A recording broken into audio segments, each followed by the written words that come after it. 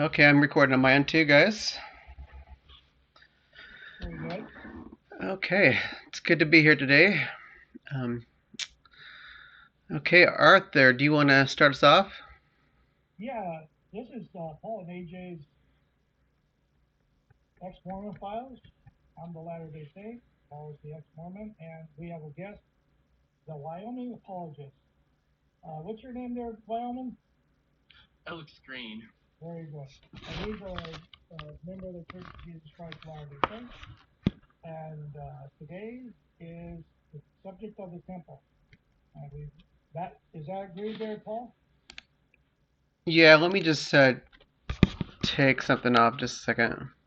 Taking my headphones audio off. Talk?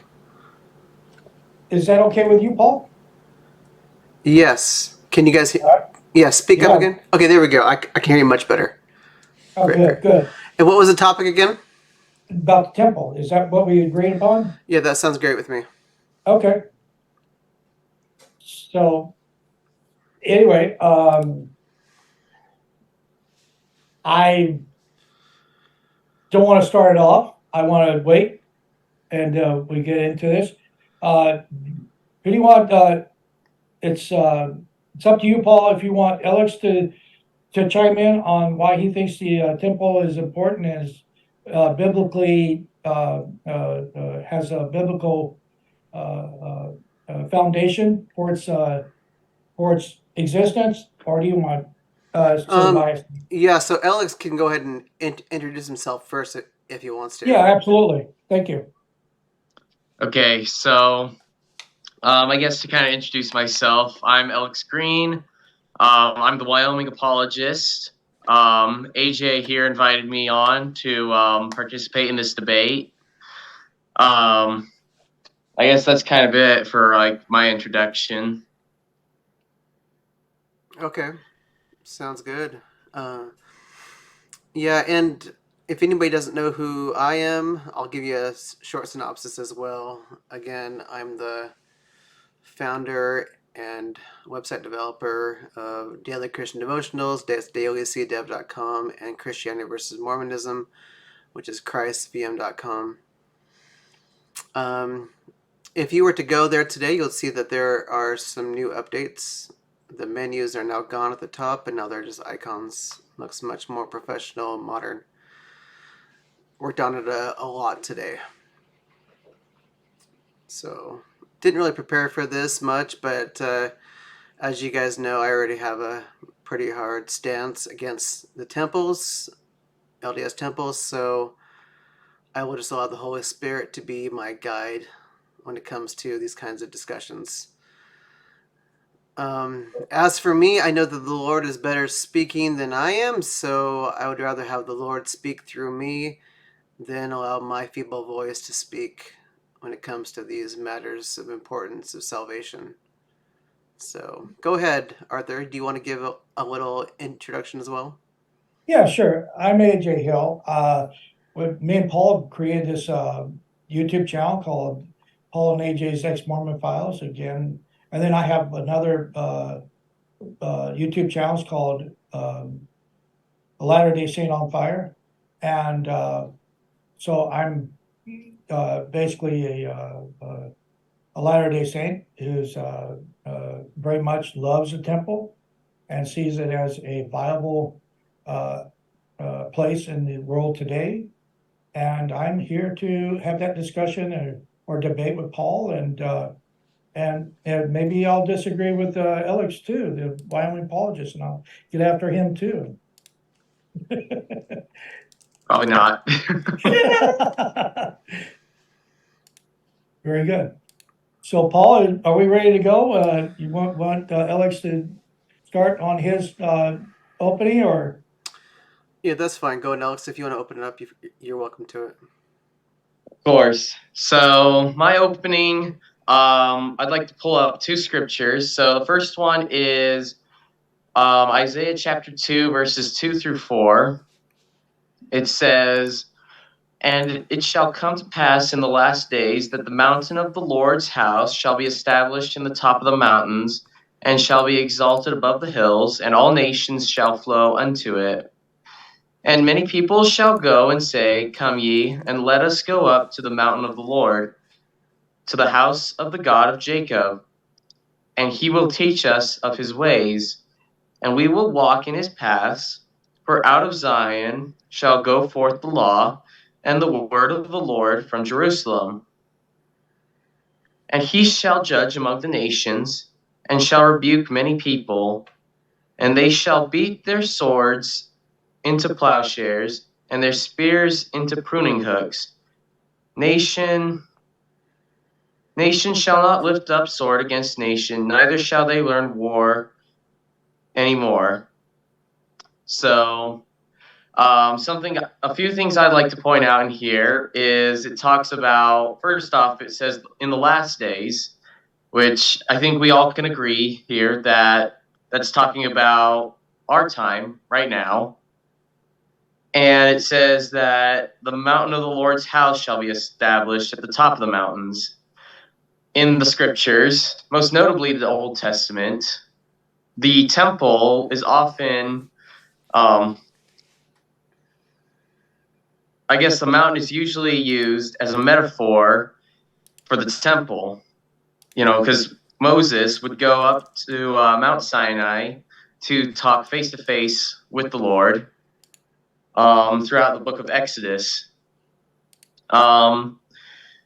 It's also the same with Abraham. Abraham was often commanded to go up onto the mountains to do sacrifices or to speak with the Lord.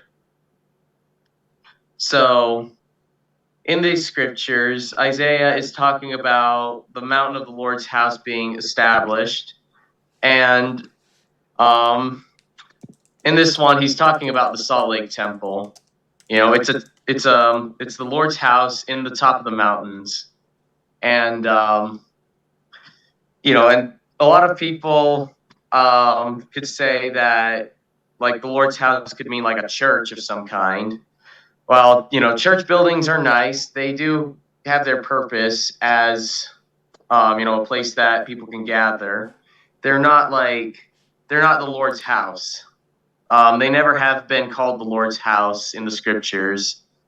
And especially in the Latter-day Saints, like during the dedications of each, I've been to a dedication for both temples and for meeting houses.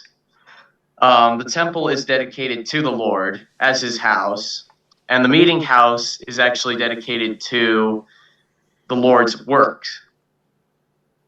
So that's also a key difference there. The next one I'd like to turn to is in the book of Revelations. It'd be Revelations chapter 20. If we all want to go there.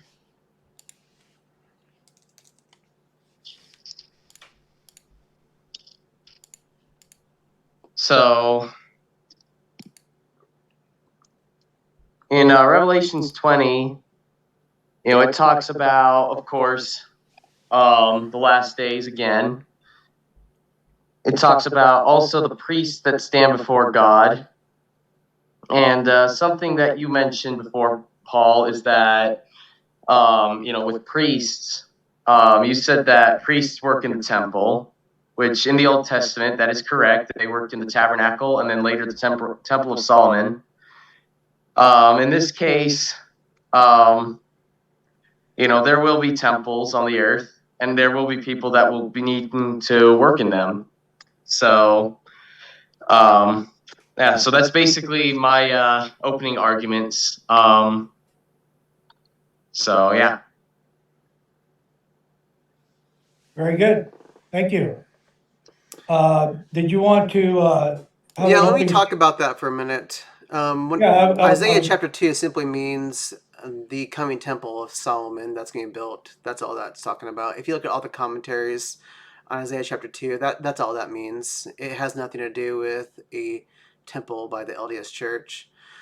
It says in the last days, though. Yeah, look at Hebrews chapter 1. When it comes to the time that they're living into in Hebrews chapter 1, it also refers to them living in the last days too, but that was 2,000 years ago, right? So if you look at Isaiah, that was 600 years before Christ, and it's talking about a later time, which would be, according to Isaiah, the last days as well. So let's look at Hebrews chapter 1. It says, God, who at sundry times and diverse manners spake in times past unto the fathers by way of the prophets, hath in these last days, speaking of the times they're living in, spoken unto us by his Son, whom he hath appointed heir of all things, by whom also he made the worlds. So we got to be careful that we're not making huge assumptions when it comes to temples in our day compared to a time that could very well have been back in that time right after Isaiah was prophesying this. Okay.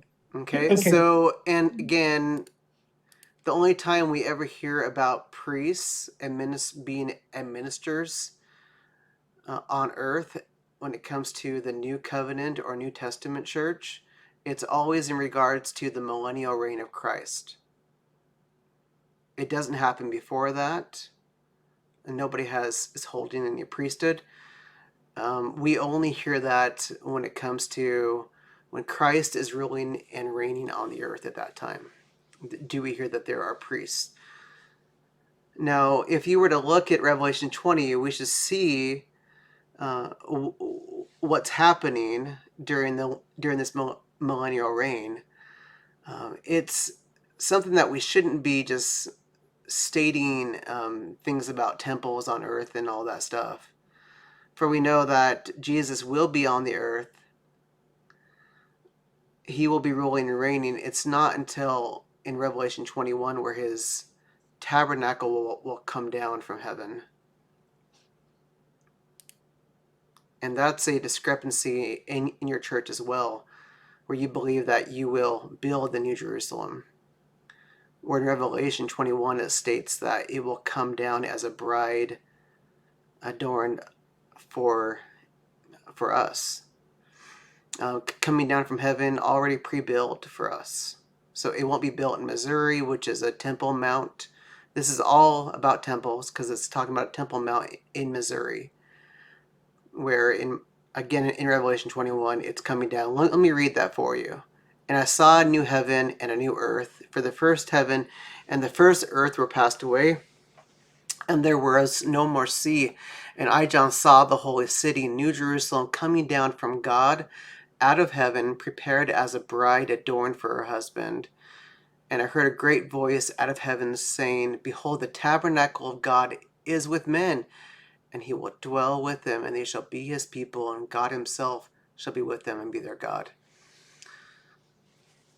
I know that you guys have heard the doctrine about that in the last days we'll be building this New Jerusalem in your church. Is this a correct statement? Yes. Yeah. Okay, so you disagree then with Revelation chapter 21. Is that correct? Only the interpretation. How is it a bad interpretation? Well, Even if that, you keep reading I'll Revelation let 21, Alex it chime in. But describes I it was, in detail, every ounce of the building, every which way, every part of the wall, what's inscribed on the walls, and it's already coming down. Why would you need to build something that God has already have pre-built and already coming? If it's coming down from heaven, how would it be built by men on earth? yeah, I was, Paul, I'll apologize. I just want to do this real quick, for everybody.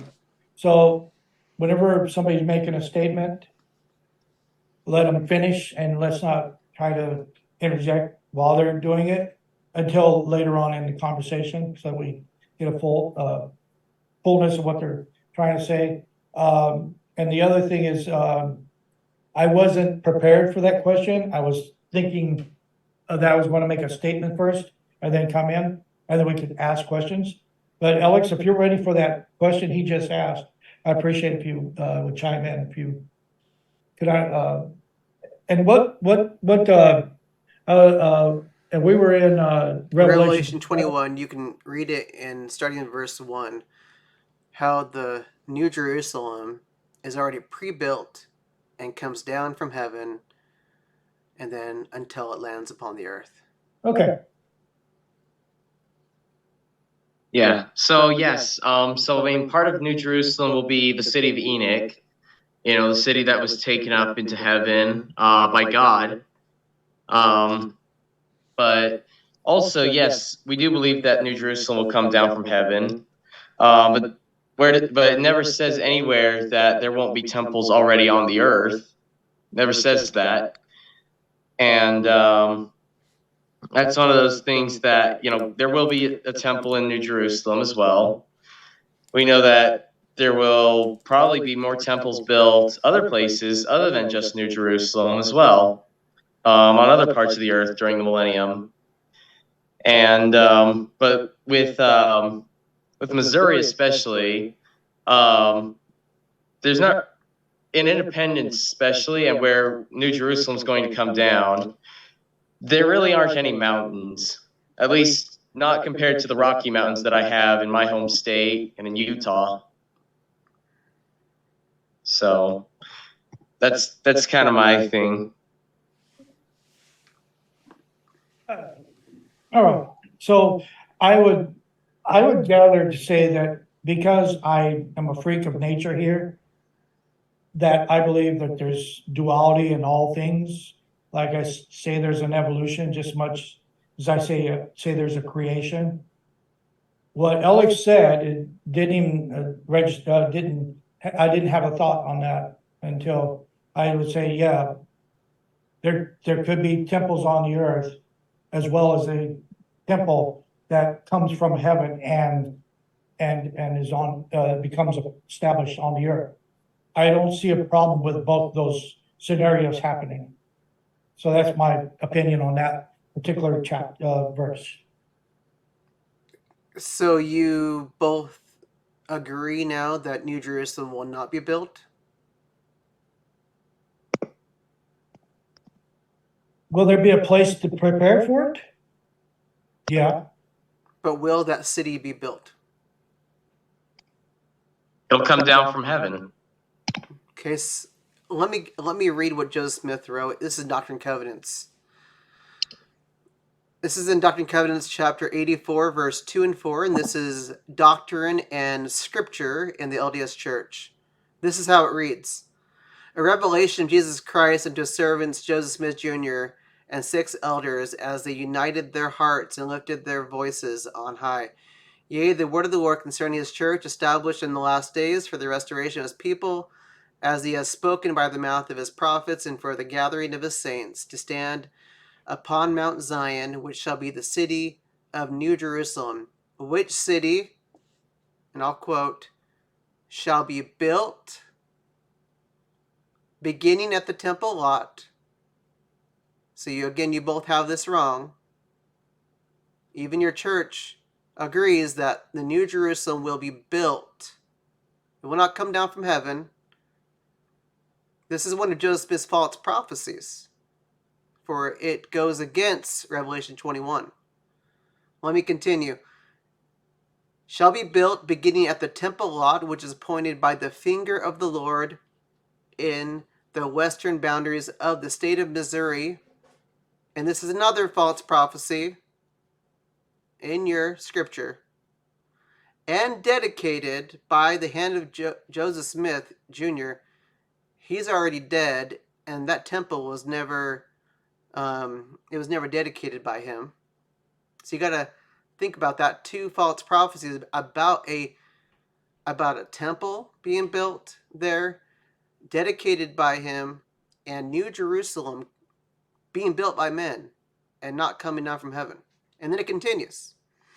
And others with whom the Lord was well pleased. Verily, this is the word of the Lord. Word of the Lord means a prophecy from God. This is something not from man, but from God. Okay? That the city New Jerusalem shall be built by the gathering of the saints, beginning at this place, even the place of the temple, which temple shall be reared in this generation. So that generation's past. There's no temple in that in that location in Missouri. And New Jerusalem will not be built by man, it will come down from heaven. What's your Okay, guys' so response on that? Can I chime in real quick? Is it possible that our understanding of that chapter is wrong? Where Joseph Smith still exists, whether you want to put him in hell or not, Paul, he still exists. Is he alive? I said Joseph Smith still exists. Whether you want to put him in hell or not, he still exists. Will he Let's say that dedicate that temple being dead? Hold on, let me finish. So is it possible that he himself will be the one who dedicates the second most important temple? It's possible that he could come down as a resurrected being and dedicate that temple. He still has that chance. He still, and when we talk about saints of that generation, they still exist in the eternal realm. And they could be a part of the building of that temple in not in a physical way, but in a spiritual way. So we could, I'm not saying that you're not correct, Paul, that maybe this was a prophecy. And, you know, if it's a false prophecy, it should have never been put in the Doctrine and Covenants. And I don't think that Doctrine and Covenants was put together with that one specifically in it at the time when Joseph Smith was still around. And I know it says the Lord says, but again, we give the Bible leniency when it comes to its canonization. We allow them to say certain things and say, well, it's because they didn't understand at that time what was going on. Because the last days, or what they were referring to the last days in the Bible, of being that Jesus Christ would return immediately, not 2,000 years from now. They were looking at an immediate return. So when they start to talk about the last days, even the people that did the translation from the Greek to the English, they're still looking at that dynamically in that idealistic way of saying it's supposed to be near time after Jesus Christ had passed away. So there's a lot of nuances in there that we could speak upon, how Joseph Smith could be the one who dedicates the temple still, how the saints of that generation could still be involved in that building of the temple. Things work in God's ways and time, not ours. And I'm just saying that I'm going to give, because of where I come from as a Latter-day Saint, and because I have been given the knowledge that Joseph Smith is a prophet of God and won't deny it and can't deny it, then I have to give the avenue which says that Joseph Smith's prophecy is true, but we are not looking at it correctly. If it's okay, I'd like to add something as well. Thank you. All right, so Paul, yes, so something that kind of stood out to me, you know, it says dedicates this temple. Something else that appears also in Revelation and Doctrine and Covenants is that in Adam on Diamond, before Christ comes again, that as prophesied in Daniel, that at the Ancient of Days, which we believe is Adam on Diamond, that prophets from every dispensation will gather together in Adam on Diamond, and under the presiding jurisdiction of Adam, and they will meet together there and give the keys back to Adam, and then Christ will come, and Adam will give the keys back to him. So, you know, and obviously Adam's dead. He's been dead for a very long time, as have most of basically all the prophets, except for our Latter-day Prophet currently and the apostles that we have right now. So, who isn't to say that Joseph Smith couldn't come back to dedicate the temple? That's all I have to say. So Alex, where does it say any of this in the Bible about prophets returning? What? Can you show me those verses? He was asking about Daniel's prophecy, Alex. Can we look at those Yeah. verses? Sure. The one about the Ancient of Days? The Ancient of Days is the Father. The Son of Man is Jesus. That's what that means. The Ancient of Days is on his throne, which is the Father, giving glory, giving a kingdom to the Son in that chapter. That's what that's talking about. It's talking about the Antichrist. I don't know what you're talking about, prophets coming back. Can we look at those verses? Okay, so I'm just saying, you're saying that Joseph Smith can't possibly dedicate the temple because he's dead. That's correct. And I'm just saying we don't believe he's gone forever.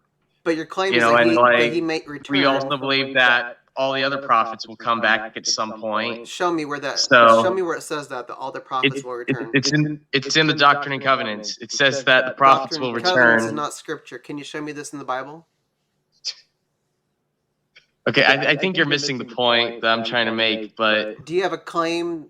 Can you show me within the Bible where it says that prophets will return to the earth?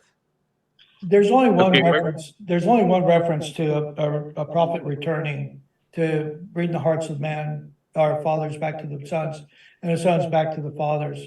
And you're right, Paul. There's really nothing biblical. That's talking about that we can- Elijah, Yeah. which Jesus said he has already come through John the Baptist. So you believe in reincarnation? No, it says the spirit of Elijah was within John the Baptist. So you're saying the spirit of Elijah? Wait a minute. Correct. Elijah was translated. He was not. He did not die. So his body and his physical body and the spirit are one. All right. So they can't just separate themselves, or the body would die. So the spirit of Elijah could not dwell within John the I mean, Baptist. it's up to you how you want to interpret that, Arthur. I just know what Jesus said. And to answer Alex, when it comes to people coming back, the only time we hear about that are these two witnesses that will prophesy in Jerusalem, and they will, as they speak, fire will come breathing out of their mouth, right? These two prophets, they call them two witnesses. Many say that it could be Moses and Elijah that will return, and they will be the ones on the streets. They will be killed, and they will lay there for 3 days and then resurrect from the grave. There is nothing about a coming of all the prophets, as you've just stated. This is not biblical. I want to chime in just real quick. It says Elijah would return in the great and dreadful day of the Lord. Is that right, Paul? It also says that that's what we believe, that it will be in that time. Great and dreadful day. And what would you describe as the great and dreadful day of the Lord? Is it the time that he came? The great and dreadful day of the Lord is a second coming. Right. What that means is the wicked, they will be very fearful on that day because they will be destroyed. Because then Elijah is coming before the great and dreadful day of the Lord. And we believe that he will be one of those two witnesses before the great day of the Lord. So there's at least we believe it will be at least Elijah.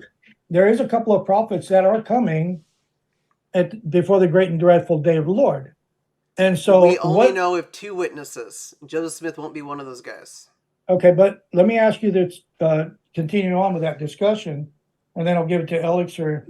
So if what is the purpose of Elijah's return? It's to bring the hearts of the fathers back to the sons and the sons back to the father. And that has nothing to do with the work that we do for genealogy, right? Inspiring men and women to find and do you think that's healthy for a society to No, it's forget their talking fathers? about people that are living. Well, yeah, but I'm just saying, is it healthy for a society to forget their ancestors?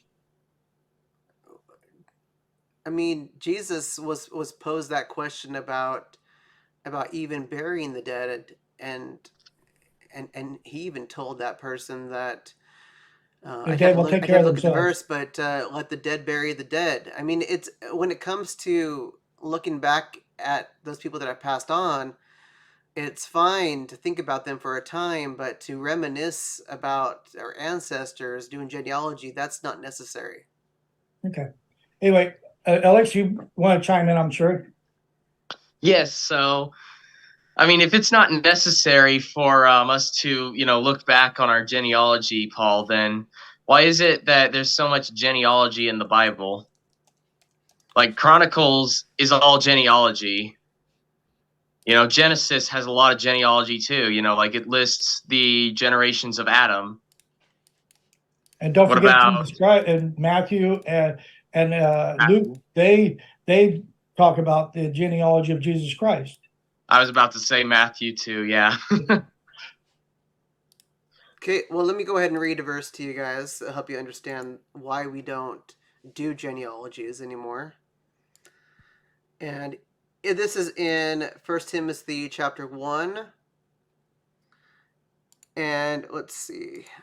Actually, Okay, Paul, I already know which one you're going to talk about. I'm just going to tell you, he's not talking about looking to our forefathers. He's talking about worshiping endless genealogies like yeah, so Gnosticism. actually, yeah, so 1 Timothy 1 1 through 5. Let me go and read it so we can get what Paul is saying here. Paul, an apostle of Jesus Christ, by the commandment of God and our Savior and Lord Jesus Christ, which is our hope, unto Timothy, my own son in the faith, grace, mercy, and peace from God our Father and Jesus Christ, as I besought thee to abide still at Ephesus, when I went into Macedonia, that thou mightest charge some that they teach no other doctrine, neither give heed to fables and endless genealogies, which minister questions rather than godly edifying, which is in faith, so do. Now the end of the commandment is charity out of pure heart and of good conscience and of faith unfeigned. Did Alex leave us? Oh, he'll come back. I think he got lost. Okay, you're good. You're good. So again, we are You're back there, being Alex. so Yeah, we're sorry about that. oh It's you're all I'm right. good. back. So we're being warned against heeding endless genealogies, Okay, Paul, that's which not what minister that's talking questions. about. But let me. It's talking. It says Let him fables give and him a minute endless. there, Alex, and Do then you mind if Okay. I give my he'll give reason you for your talking time. about this? Okay, I bring this up because in Mormonism you see endless genealogies. What does this mean? It means that if you're a Latter-day Saint, you're gonna you're gonna be asked to find the records of all of your ancestors, going spanning back your family tree as far back as you can. You're gonna try to get the birth records, the who they were married to, their children, and what does it do? It does minister questions, which this is something that Paul would have been would be speaking against in his time frame, when it talks about people just trying to find all of this and that about our ancestry. It's just not important. And if you were to look at any genealogies being kept after Jesus, it wasn't. Nobody kept genealogies after Jesus. I And disagree with that, Paul. and then in Titus Same. chapter 3, verses 8 and 9, Paul speaks about this again. And he says this: This is a faithful saying, and these things I will that thou affirm constantly, that they have believed in God, might be careful to maintain good works. These things are good and profitable unto men, but avoid foolish questions and genealogies, and contentions and strivings about the law, for they are unprofitable and vain. So we're supposed to avoid genealogies. Can we let Alex chime in for about 5 minutes or so, because we haven't given him enough time to really help benefit this conversation. Okay, so first of all, Paul, that's not what it's talking about. It's not talking about keeping records of our fathers, because if that's the case, then why do they do it so frequently in the scriptures? In both the Old and the New Testament, not just the Old Testament. And so you can't just say it's an Old Testament thing that we don't do anymore. No, he's talking about Gnosticism here. People were making like pantheons of, which we see also in like the Catholic Church nowadays with like the saints and everything. But they were making like these pantheons of like greater gods and lesser gods and greater beings, lesser beings type of thing. And anyways, that's what he's talking about, is these endless genealogies of just made up beings that just don't need to exist. I'm trying to pull up an article right now on that. Give me just 1 second. If we don't have enough time, then I can't find it right now, but I'll send you the article, and you can go ahead and read through it. It does reference scriptures in the New Testament about this, but that's what it's talking about, is Gnosticism. It's not talking about, not keeping a record of your fathers. Because, also, if you're keeping records of your fathers is a fable is something that never happened. It's something that is made up. It's fiction. Your forefathers are not fiction. Obviously, they happened, or you wouldn't be here. It says fables So, and endless genealogies. They're different things. okay, but it's talking about Gnosticism, Paul. Go ahead, AJ. Well, if you don't mind, I said no, I disagree with Paul, and I slapped my own self for chiming in like that. Wrong on my part. But the way what I know, what you're wrong on, Paul, is in every Bible that you could probably find that was a part of a family, the family genealogy was kept in there. And that was traditional throughout all the ages. My genealogy goes all the way back to Adam. Somebody traced it back. And the reason that was found was because of all the kings and queens who kept their genealogy. The reason that they would keep their genealogy, because of the line of authority. That's why we have Jesus Christ, again, that succession of authority through David, eventually to him, say that he's the King of Kings, Lord of Lords. And that would be, again, within royalty, they would do that same lineage to create a tie from the first king to their kingship. And therefore, they were validated by that link between. And it could go on for 15, 20 generations. And then we have my cousin, who's a good Baptist man. He would disagree with you, because being Chickasaw Indian, our great grandfather never registered for the to be recognized as an Indian, so we never got no reparations for that. So he says, for him, monetarily, it's important for him to know that his ancestor was a part of the Chickasaw Nation. So I would say that that not keeping genealogy is not a practice throughout the ages, but it's a practice that they did keep genealogy for those facts. All right, Paul. Okay, so let's see if both of you can define something for me.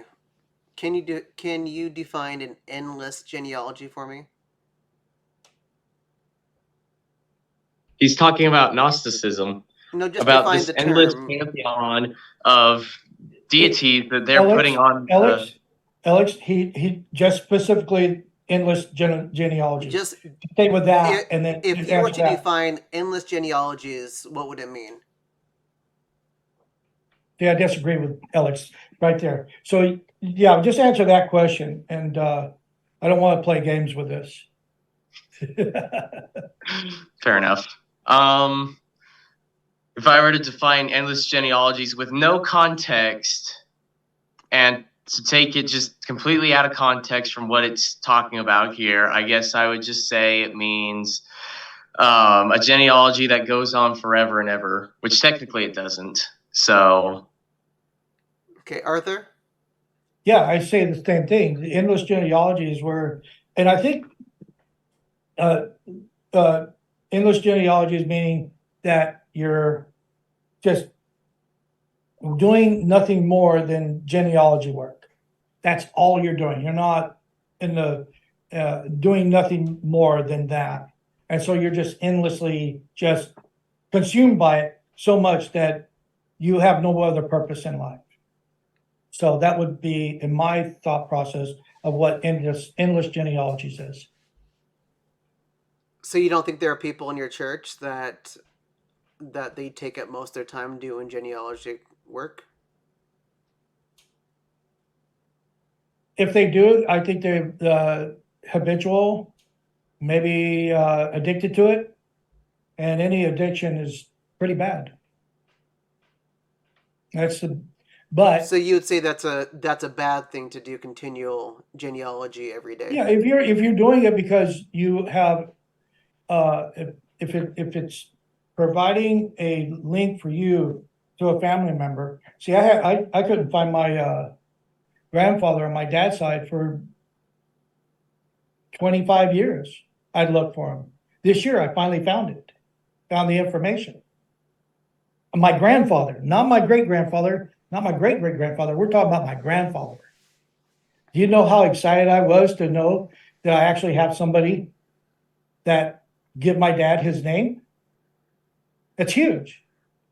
And I did search for it multiple times over the Was that like 25 an years. endless type of a It's search an for endless you? desire Could it be to want to be. classified as an endless genealogy? Uh, if you, I think anybody that loves their family history would always be engaged on. And I think what you're saying, Paul, are you engaged in just looking for names for just look for name's sake? And I think that kind of rolls into that, or you're just doing it because it's habitual and not really having a purpose. But somebody who's genuinely looking for ancestors because they want to become a part of that legacy. I think that's but they're also serving within the Lord's purpose of it. Then it's a righteous thing that they can do.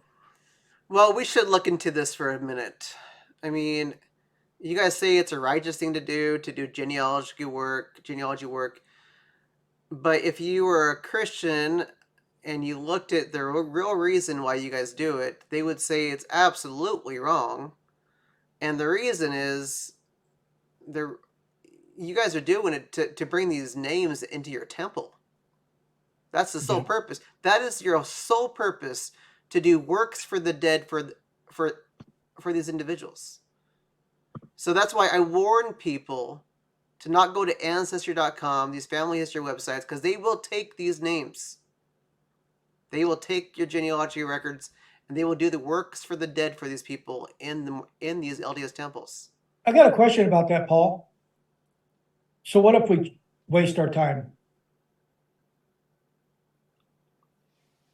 So what if you've been What warned? if we, if you So don't, let's say if you're you've been saying, warned that it's if you're, wrong. if you're saying that the temple is not of God and God does not recognize anything that goes on inside of that temple, including That's the correct. proxy work that we do, That's correct. then we're wasting our time. It's not just Because it wasting doesn't your matter. time. I'm saying it's demonic, it's evil, it's abominable in the sight of God, and You Well, both have so, been warned, and you continue to go there. You continue to do we these enjoy it. so-called If you want to ordinances call in that these demonic temples. and not of God, that's fine. We don't say that's true, but I'm just Sure. saying, if we're wasting our time, what difference does it matter if we're getting names from ancestry.com or anything else? It matters because it's a salvific issue. This How? is salvific. It's not mine. I'm doing just There, fine. the reason is there are some beliefs that if one person believes in something and I don't, it's not a saving knowledge problem. But if you're wrong about doing temple work, and I'm right that it's an abomination to God, then it's hell. Then It's I go to hell. hellfire. It's hellfire damnation when you die. And this is the big problem. This is huge. And that's why I bring it up. I mean, But it's my salvation, isn't it? it is, but I'm here to warn people of the wrath to come if they are doing what's wrong But in the you're sight of God. Not but warning. well, what I'm saying is if I'm wasting my time going to ancestry.com to get those names or wherever I'm going to go to get those names, then what you're saying, I mean, so you're saying that that you're trying to protect others from falling into that trap of joining the LDS Church or the Church of Jesus Christ of Latter-day Saints by investing time and putting names into ancestry.com who are non-members who don't care one hoot about what we do in our temples. Yeah, they don't And know. There's a lot of because people that don't what difference does it realize make? what's I'm happening. just, what's that? There's a lot of people that just go there thinking they're just going to do ancestry work and don't realize that their names that they put in there are going to go into the temples. But we're just wasting our time as a Latter-day Saint there. Well, They're doing what they if want you're to not, do. I guess if you're not wasting your time there and it's an active God, then can you help people in the audience understand how it's an active God? It's Well, let offering you everybody chime the in for a little bit. chance. I could talk all day long, you know that. I mean, Well, that's why we're here today. Let's see how, if you can help people understand how any of the temple work for dead people is an active God. But I have Okay, so till 9:30, so we have to top. We have to okay, end it there. so I'll give you just the short answer, Paul. The short answer is we're not forcing anybody to do anything in the afterlife that they don't want to do. All we're doing is when we do the work in the temple, it's offering them a chance to be saved if they want to be, because like not everybody got that choice when they were on Earth. Communist nations, some people just didn't have the gospel on the earth at the time. So that's all we're doing is we're just offering them that chance. If they don't take it, they don't take it. If they take it, great. It doesn't matter. Like it's just all about giving them that choice. Because it's all about agency, Paul. It's all about agency. I'm going to say one thing and then Paul, please, I don't want to go away from what we're talking about, but it's going to go that way because we're going to say, is baptism a necessity to enter into the kingdom of God? If it is, then the work that we do is a necessity. If it's not, then it's in vain and just makes us people wet and happy. So you have to think about something. Can we save dead people? That should be the number one thing that we should be thinking of right now. Does the Jesus Christ Bible was state that anywhere that we as a people have a right to be attempting to save someone that's dead? Even if you're right about baptism being the way to heaven and the way that saves people, which I would say is false, even if that's true, the Bible does not say that we can pray somebody out of hell or that we can do a work for the dead and they can be saved. The Bible does never teach anything like that.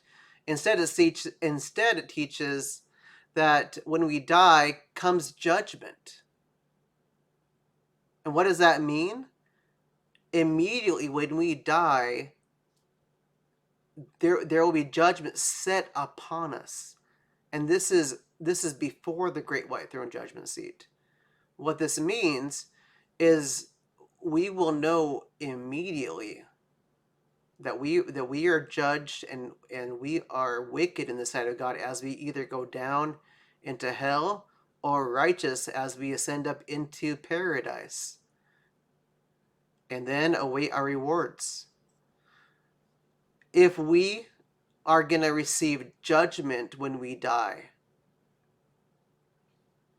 then why would a person then even need to do works for them if judgment's already set?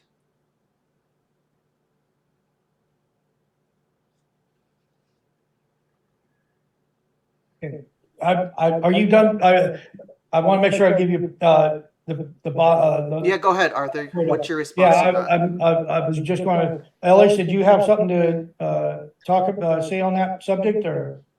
You go ahead. Okay, I've kind of said a lot already. right. So when is there anything biblical about proxy work? I think the pinnacle of the atonement, or the atonement itself, is where one is set aside or set apart to take upon the sins through an act of love for mankind. It's Jesus Christ didn't sin one time, according to Christian theology. Me, different. He's the only sacrifice, but sinless.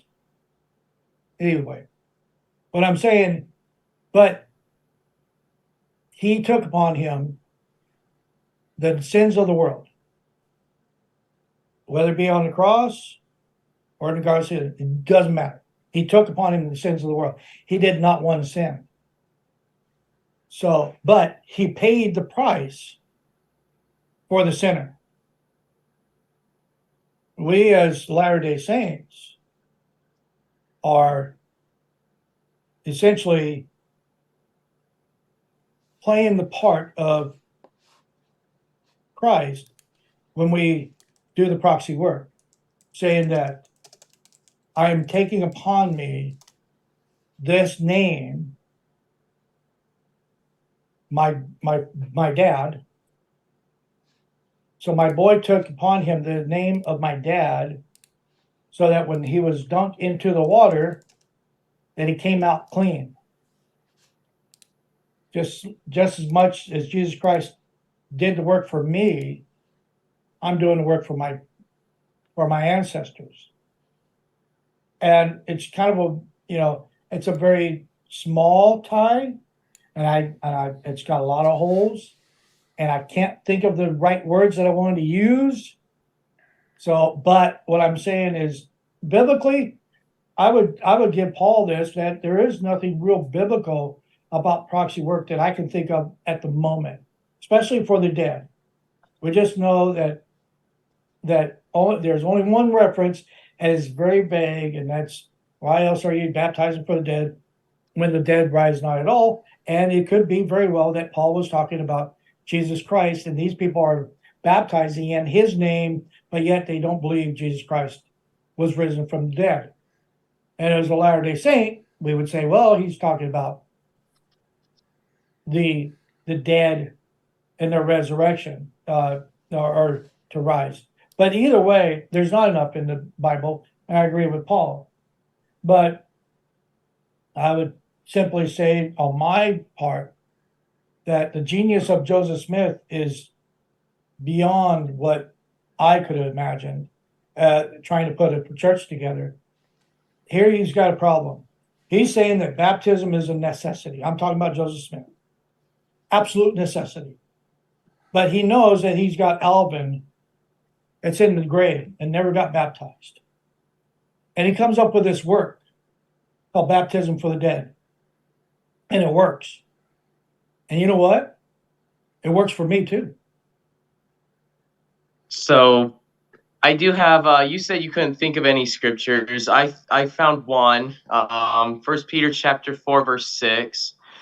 It says, For this cause was the gospel preached also to them that are dead, that they might be judged according to men in the flesh, but live according to God in the spirit. Now, a few things about this. If they're already going to be judged and they're going to their final destination, what's the point in preaching the gospel to them and giving them that opportunity to learn of Christ if it's already been decided where they're going right as they die? I think he's asking you, Paul, on that one. Mm-hmm. So, what happened when Jesus was being crucified? A thief on the cross. I will answer your question, but I'm going to give you a my synopsis first of what's taking place here. A thief on the cross recognized Jesus and said, "Hey," speaking to the other thief, "why are you reviling against this man? He's committed no sin." And then he looks to Jesus. He says, "Remember me when you enter paradise." And he said, "On this day you shall be with me in paradise." So where did Jesus go down to? He did go into a place called spirit prison, which we would call Sheol. As Christians, we believe that Sheol is the place where both spirit, where we have hell and paradise combined, but they're separated. Okay, so when Jesus went and preached to those spirits that were dead, he brought the thief on the cross with him, and he preached to the saints in paradise. If you were to look in, I believe it's in Mark, when it talks about the resurrection of Jesus, it says, when Jesus was resurrected from the grave, it says the tombs were opened and the saints came out of the graves. So these were those that heard the message of Christ when he went into Gehenna, where we have spirit prison, and he opened the graves to those that were dead. This, I would say, is the first thing we hear about of a resurrection of the dead, and this is during the time of Jesus' resurrection. But again, when he preached about him suffering for their sins, and therefore the graves were opened. And not that we can go to people in hell and help and give them a baptism or work for the dead and say that they can receive it and then escape the bonds of escape the lake of fire and then enter heaven. Unfortunately, that doesn't happen, and the Bible doesn't teach that. So I hope that answers your question. Alex, Not at all. Alex, you look like you were kind of wanting to get in there. I mean, Respectful there, Alex, respectful. Young. yeah. We all have to be respectful for each other. We have to master that. Took me 50 years or Yeah. something to do that. Okay, so you're a kid, so just accept that. We have to accept it too. But you All right. surely didn't like my explanation, Alex. So what was wrong with the explanation? It didn't make any sense. No offense, Paul, So but it just didn't make what any didn't make sense. sense to you, Alex? Any of it. Did the thief 'Cause, go with like, Jesus to paradise? Was that a true statement? yes, he did. You know, Jesus doesn't lie. So did Jesus go to But also, you're paradise saying with the thief? you said that only he was going with him, and only the gospel is only being preached to the righteous.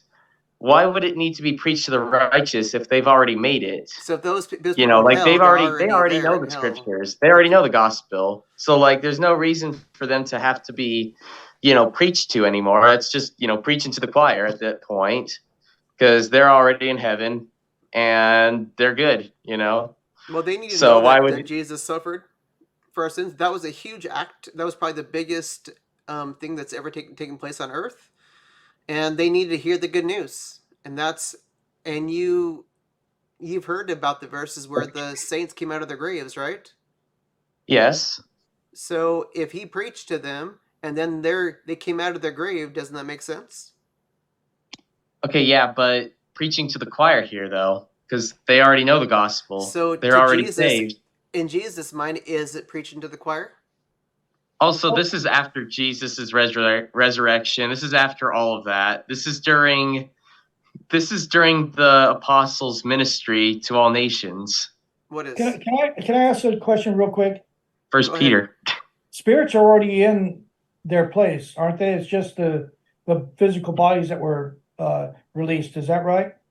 Yes. So we all die, and our Right. So the spirits leave spirits our already, bodies. Yes. I would say the spirits are already either in prison or in paradise. Well, we Because there would has call to be a prison paradise is somewhere. where If he's, both does he paradise establish and paradise? hell is. No, this is actually a real question, Paul. Sure. And I think it's not the got you question. I have a genuine question for you. Sure.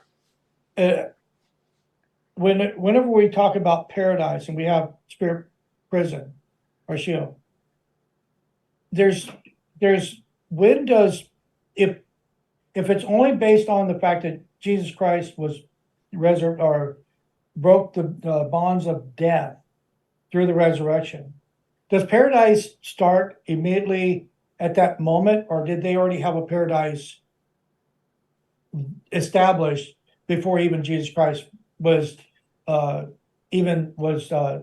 presented to the? Sure, I can answer that pretty simply. So, if you look at the story of the rich man and Lazarus, we hear about the rich man, and he died and he woke up in hell.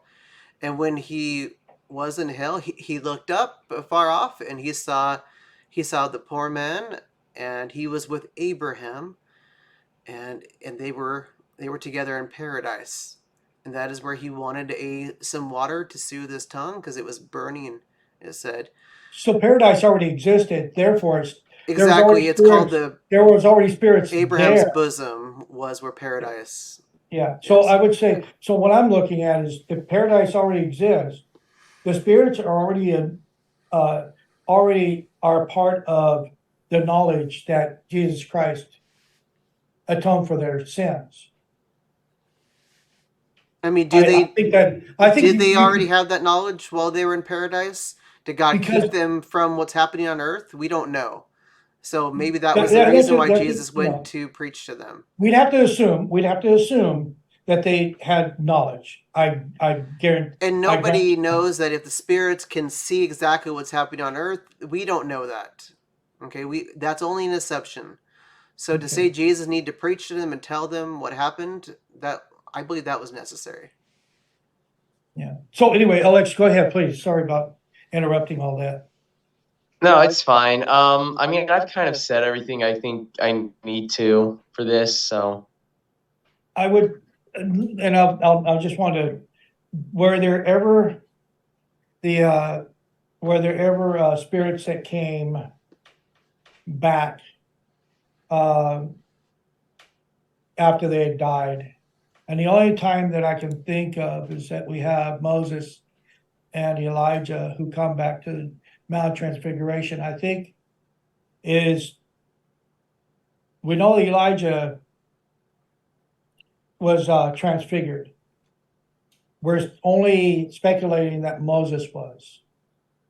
So, and Peter, James, and John seen Moses.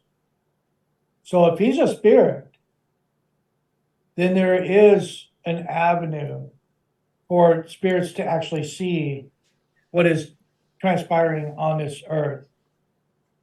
I think it's important for them to see it because the only way that we know that Jesus is the Christ is through a witness, and they have to witness it for themselves. I mean, that's where I would come in on this.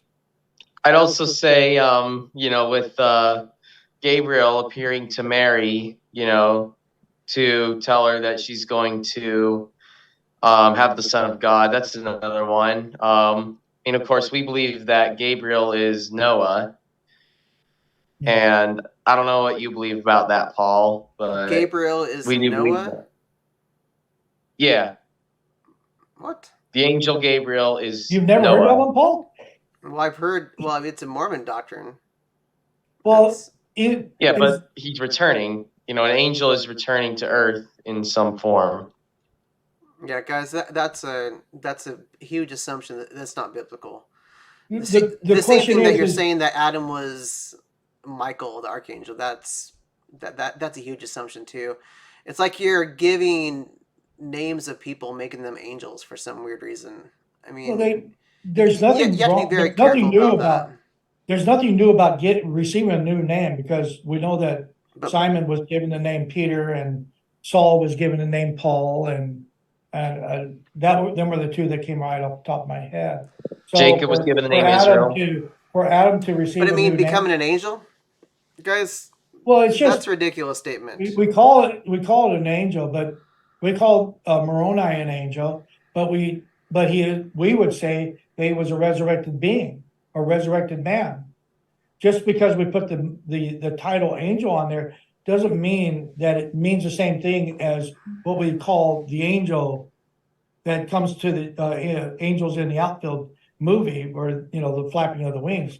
It's just a way to reference something outside of our perspective of existence. So let's talk about the supposed angel Moroni for a minute.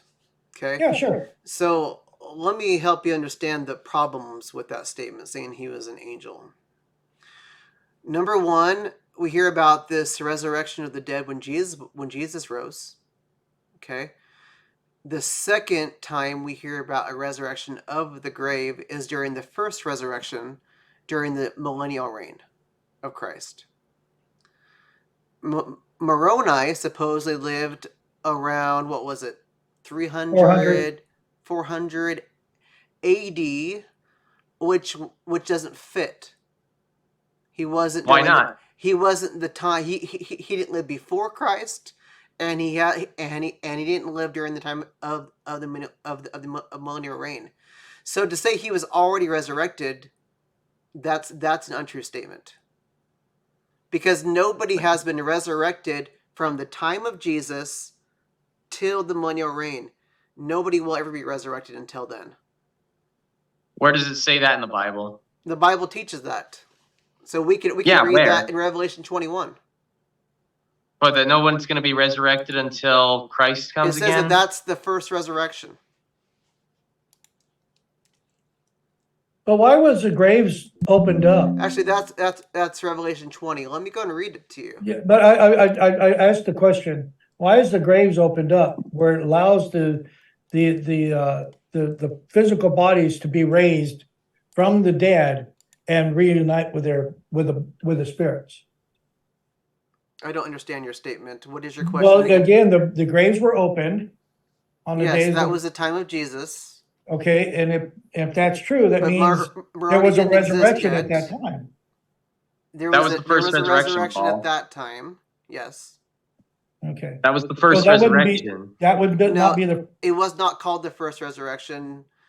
That was just a resurrection of the saints at that time. Now, when you read in Revelation, but was it the first one then? So let me read Revelation 20. Let him read it. Okay. Okay. And where is this at again? Revelation chapter 20. And let's just start with verse 4. It says, "And I saw thrones, and they that sat upon them, and judgment was set upon unto them. And I saw the souls of them that were beheaded for the witness of Jesus, and for the word of God, and which had not worshipped the beast, neither his image, neither had received his mark upon their foreheads or in their hands. And they lived and reigned with Christ 1,000 years. But the rest of the dead, not again, until the 1,000 years were finished. This is the first resurrection. Blessed and holy is he that hath part in the first resurrection. On such the second death hath no power, but they shall be priests of God and of Christ, and shall reign with him 1,000 years." Notice it doesn't talk about a temple either.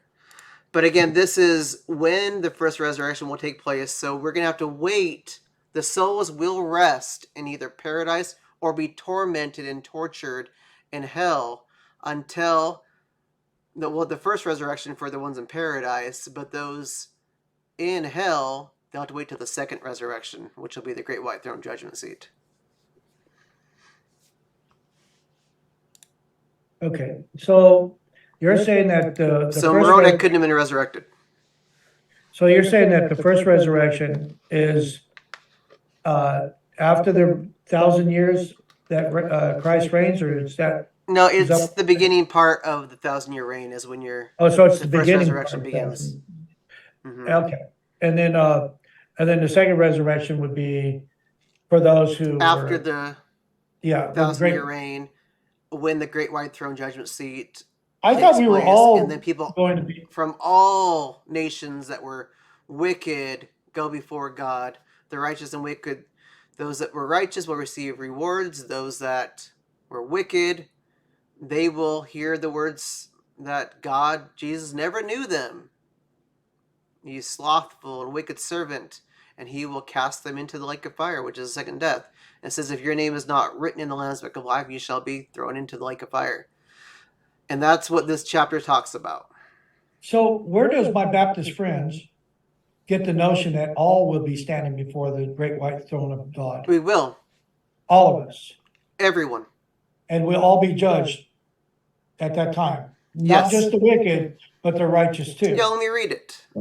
It says this, and I saw a great, this is verse 11, and I saw a great white throne, and him that sat on it, from whose face the earth, the heaven, fled away, and there was found no place for them.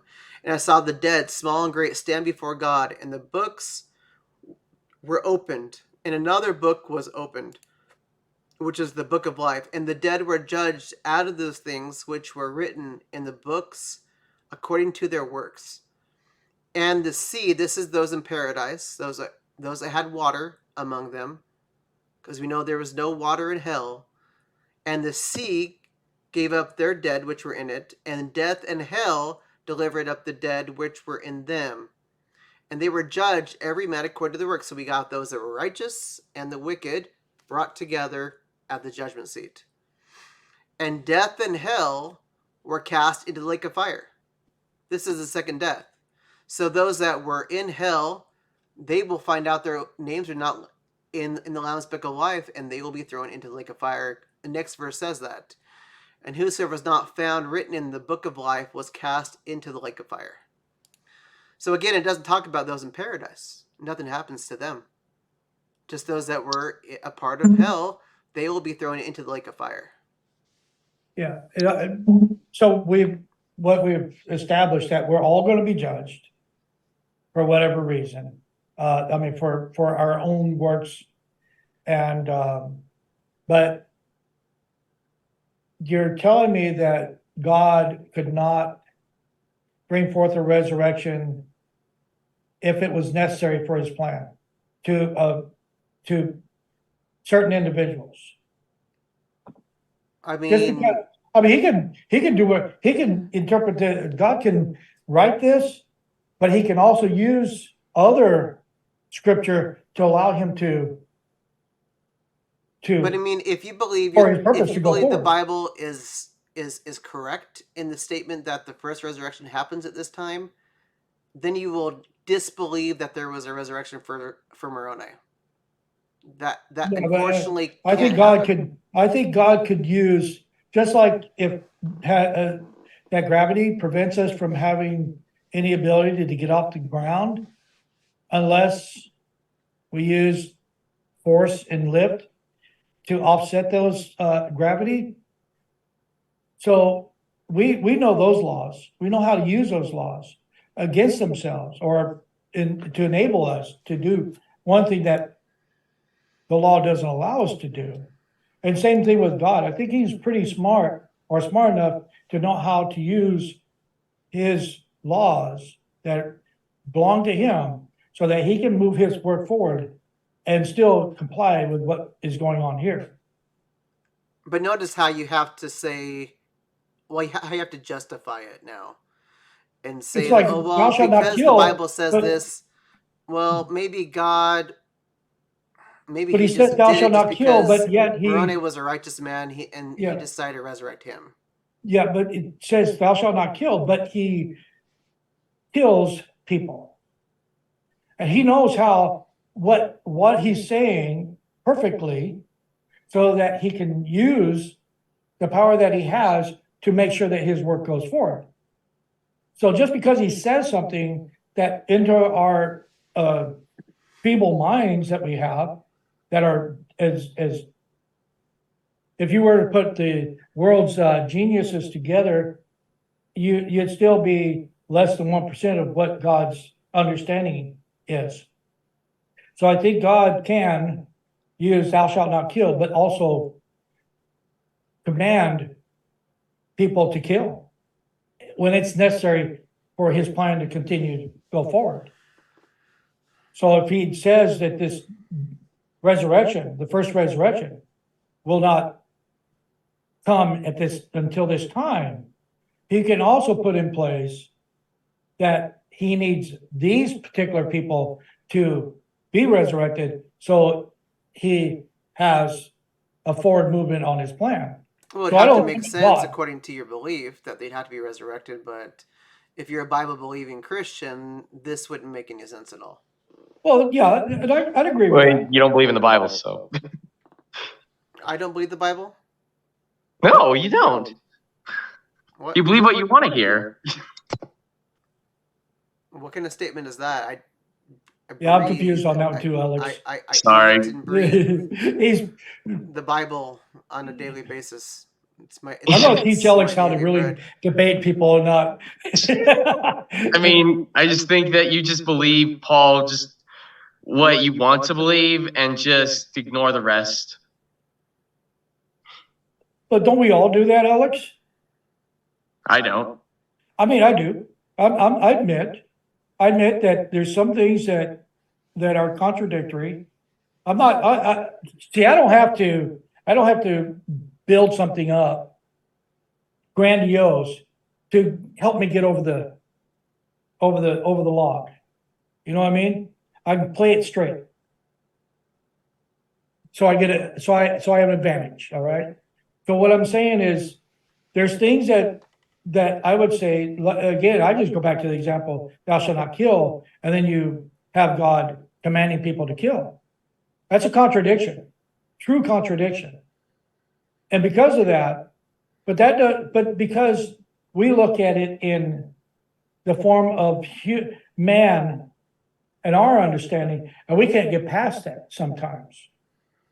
And I'm not downing Alex. I hope you weren't taking offense to that. I'm just saying that yes, the Bible is correct, and so is all the other scriptures we have, but we're not capable of reading God's mind and filling in all the gaps that are there. Because again, I mean, if you look at the four Gospels, and there's where you can't say the Bible is absolutely 100% correct, because you have the four Gospels and you have Mary coming at night, Mary coming during the day, Mary and some other women coming to the tomb, and there's different ways that the story is being told throughout the four Gospels on that particular subject, which is one of the key elements of the Bible. So does the Bible correctly marry itself together like that? No, it's kind of it kind of has to be pushed together in order for it to work. And the same thing with the Book of Mormon, the Doctrine and Covenants, Pearl of Great Price. You have to force some things together to make them work. And I get that. I'm honest with that. So I'm not, I'm prepared to say, yes, there's some things that what Paul's saying could be right. But again, I interpret the Bible and the Book of Mormon, the Doctrine and Covenants, Pearl of Great Price by what the journey that I'm on. And I'm okay with that. And I'm not worried about Paul being right or wrong so much. I just enjoy the engagement. And when we learn that, and we're not trying to force our will upon each other, it makes things, makes the conversation become more real, and not trying to tear somebody down, but actually let's have a discussion. Let's learn from each other. I went, Alex, you didn't know this, but I went to a Baptist Bible study for a couple of years straight. straight. Loved it. All black members. I was the only gringo, and my brother and the son-in-law of the pastor, and we're the only white boys there. And so, but they taught me a lot, and they reminded me of a lot of things, and I was able to be in that place. They allowed me to pray in front of the masses. Didn't have a problem with me teaching the people. So there's a way to communicate that allows us to move the ball down the field.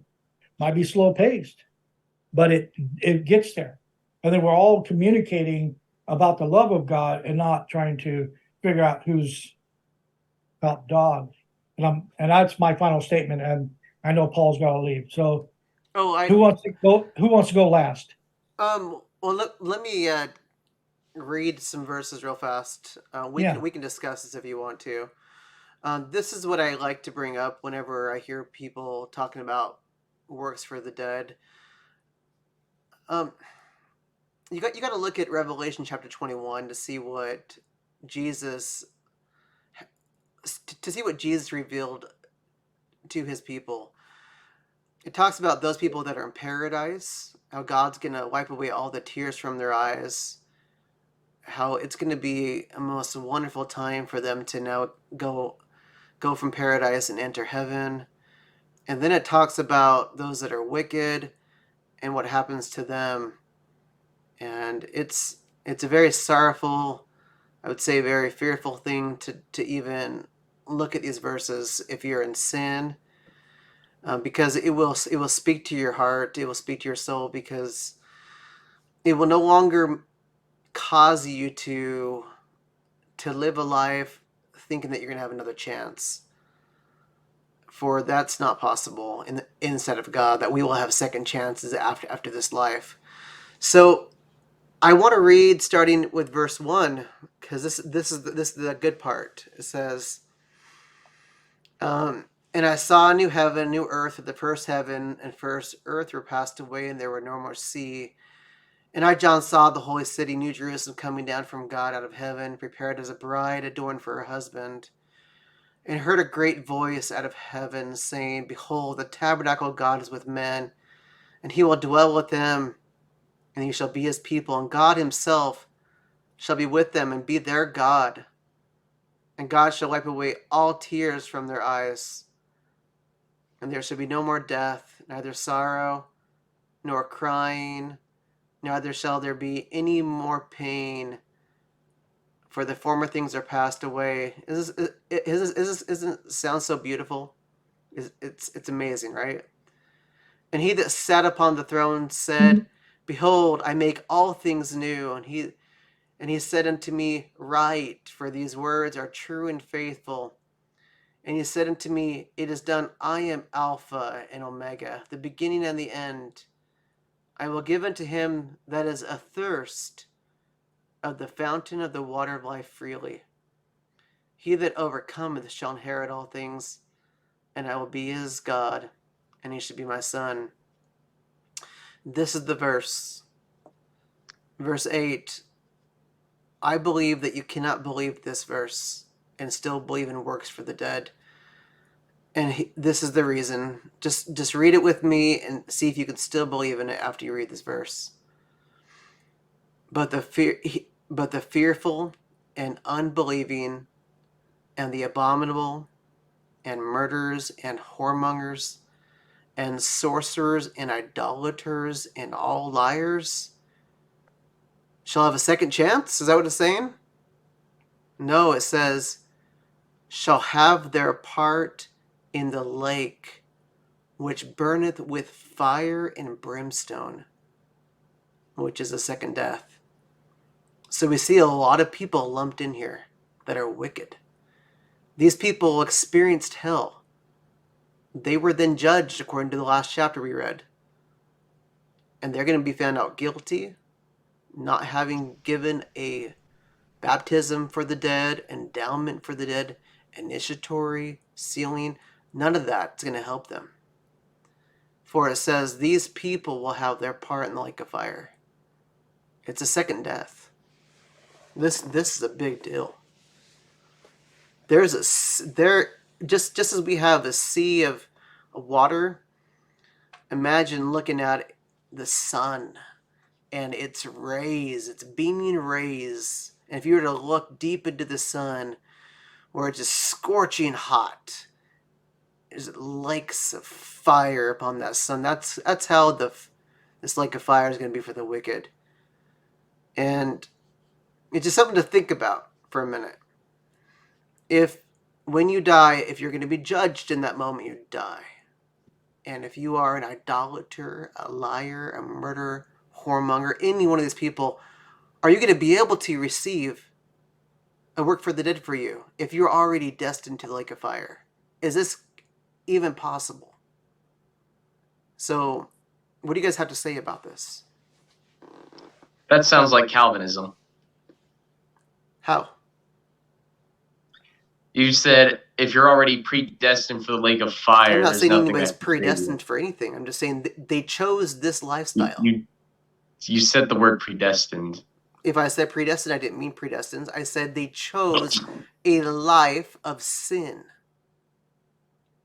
These were vile, willful sinners. So I'll chime in on that because I had a thought on it, because it's important. Okay. Now me and Paul discussed this, and I thought it was the last time I spoke, but me and Paul had talked about this before. You have the thief on the cross, and he dies, and he goes to paradise. And I asked the question, what does God see in this scenario? Does the spirit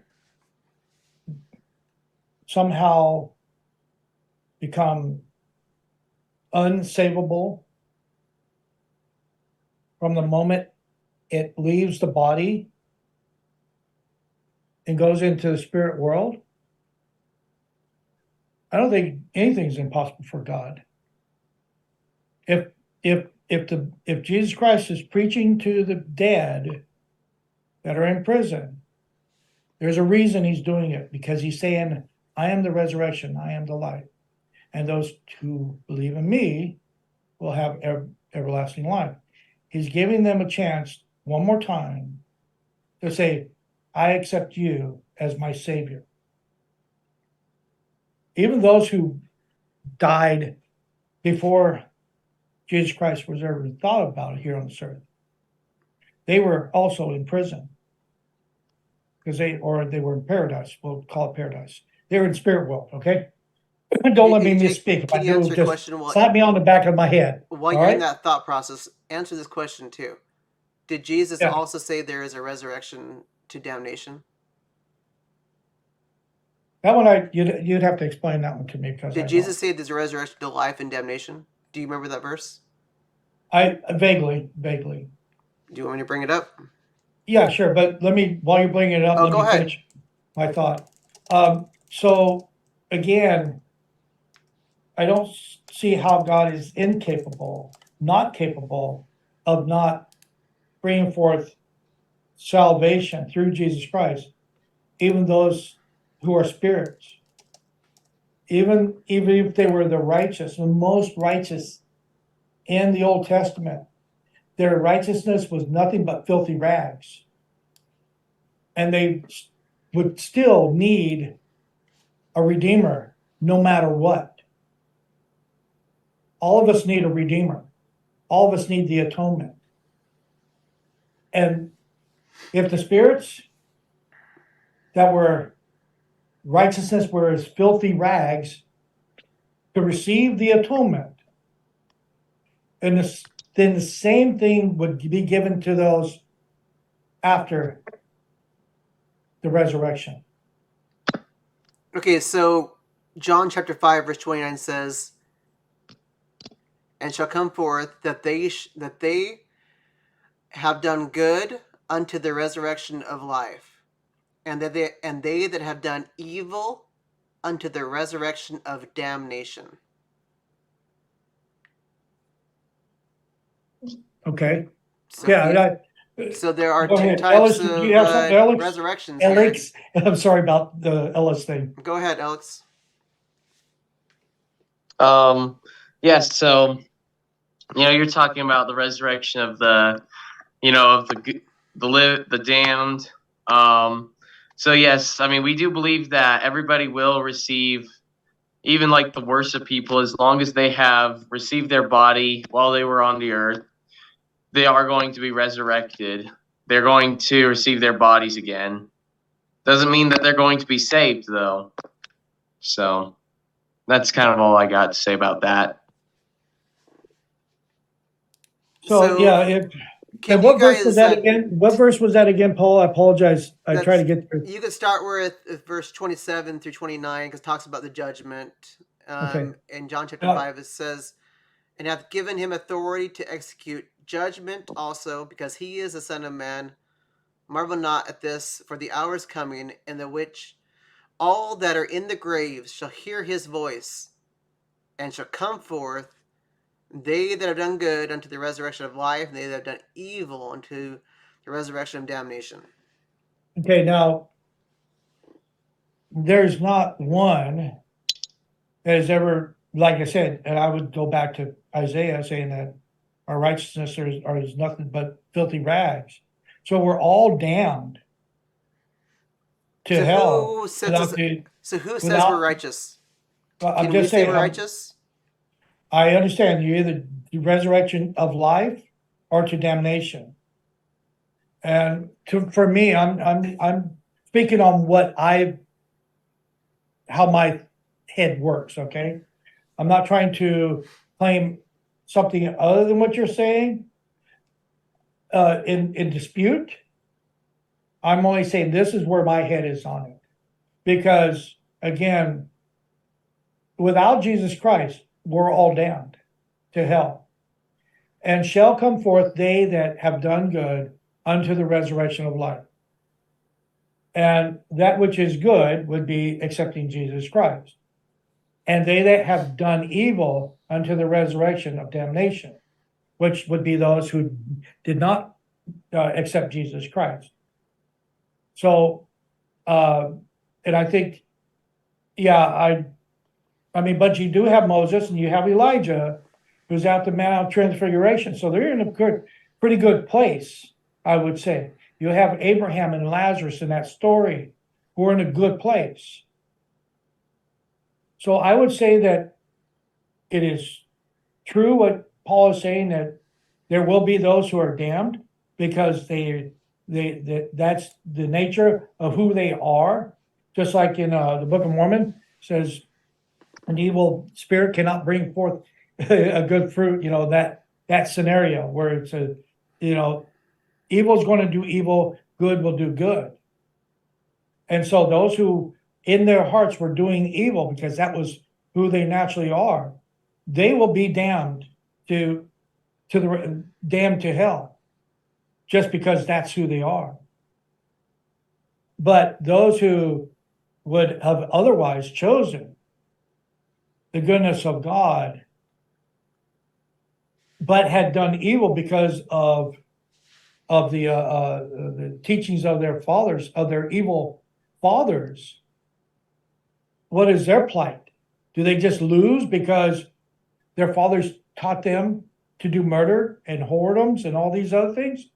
Even though that they were, if you would have put them in a place where they grew up as Latter-day Saints or good Christians, that they would have chosen otherwise. So God knows the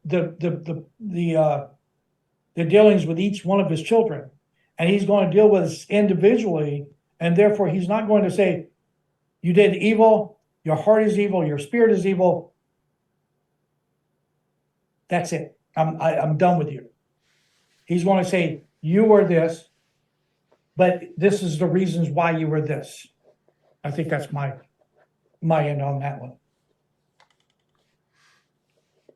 Well, You can Revelation go next if 21:8, I see those that are unbelievers, abominable, murderers, whoremongers, sorcerers, idolaters, liars.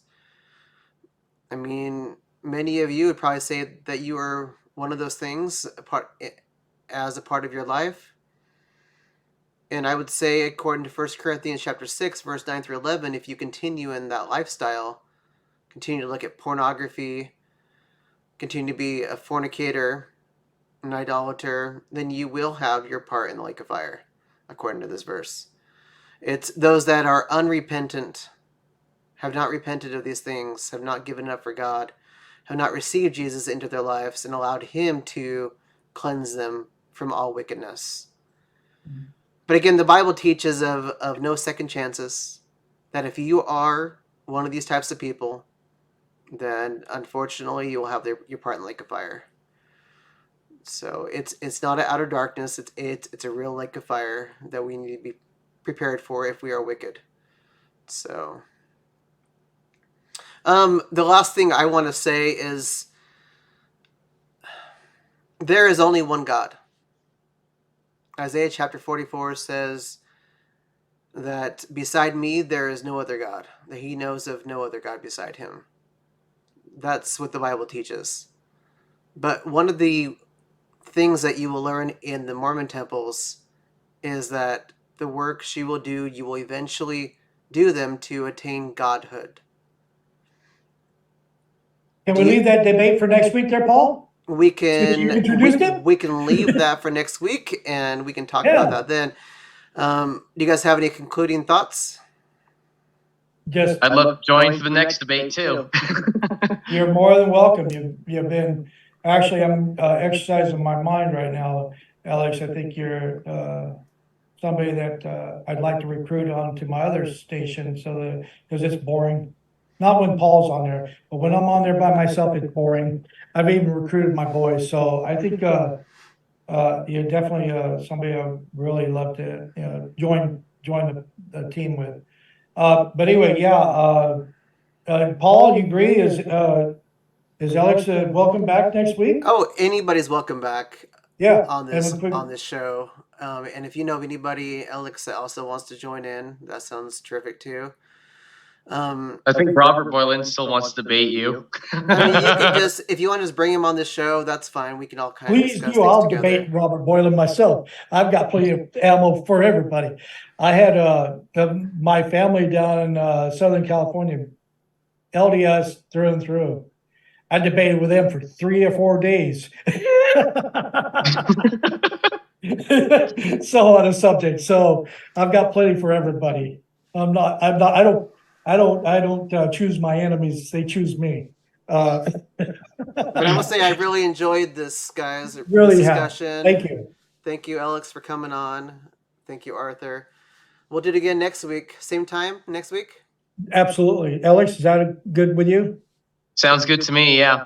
Alex, would you like to stay just for about 5 more minutes? And then, Paul, we just need a private moment. But I'm going to edit this part out if you don't mind. That sounds good. God bless you guys. God bless you too. Thank you. All right. Bye, Paul.